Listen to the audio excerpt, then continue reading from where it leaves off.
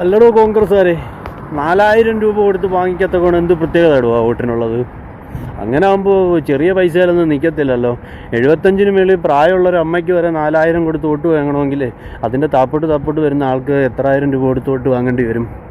പിന്നെ അതിൻ്റെ മറ്റൊരു വശമെന്ന് വെച്ച് കഴിഞ്ഞാൽ, ഈ അമ്മ പോളിംഗ് ബൂത്തിലേക്ക് പോകണമെങ്കിൽ ഒരാളുടെ സഹായം വേണം, വോട്ട് ചെയ്യണമെങ്കിലും മറ്റൊരാളുടെ സഹായം വേണം. അപ്പോൾ സ്വാഭാവികമായിട്ടും അവരുടെ കൂടെ കയറുന്നത് ഒന്നുകിൽ അവരെ കൊണ്ടുപോകുന്ന അവരുടെ മക്കളോ കൊച്ചുമക്കളോ, അല്ലെങ്കിൽ അവരെ ആ വീട്ടിൽ നിന്ന് കൊണ്ടുപോകുന്ന ഏതെങ്കിലും രാഷ്ട്രീയ പാർട്ടിയുടെ ആൾക്കാരോ ഒക്കെ ആയിരിക്കും വോട്ട് ചെയ്യാനായിട്ട് ഇവരുടെ കൂടെ അകത്തേക്ക് കയറുന്നത്.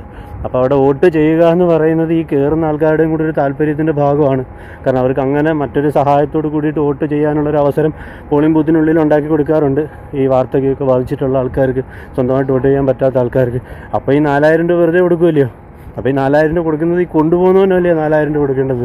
ഇത്രയും പ്രായമുള്ളൊരു അമ്മയ്ക്ക് കൊണ്ട് 4000 രൂപ കൊടുത്തിട്ട് ആ വോട്ട് കിട്ടുമെന്നുള്ള കാര്യത്തിൽ എന്താ ഉറപ്പ്?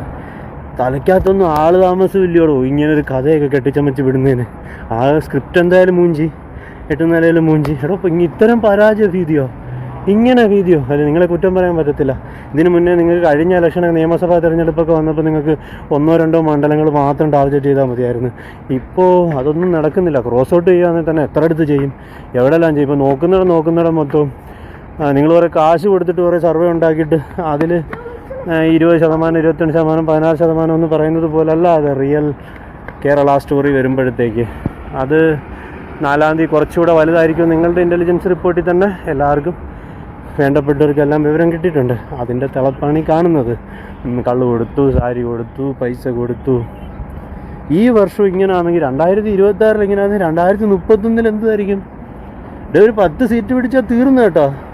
അടുത്ത വർഷം നോക്കണ്ട നിങ്ങൾ. ഇപ്പോൾ ഒരു തിരുവനന്തപുരം നഗരസഭ പിടിച്ചപ്പോൾ തന്നെ കിളി പോയി നിൻ്റെയൊക്കെ.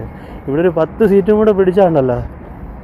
മണിച്ചിത്രപ്പൂട്ടല്ല, ഒരു ഇരട്ടപ്പൂട്ടിട്ടിട്ടും ഏത് പൂട്ടിട്ടിട്ടും കാര്യമില്ല. നേര് മൊത്തം പൊട്ടിച്ചോണ്ട് പോവേ.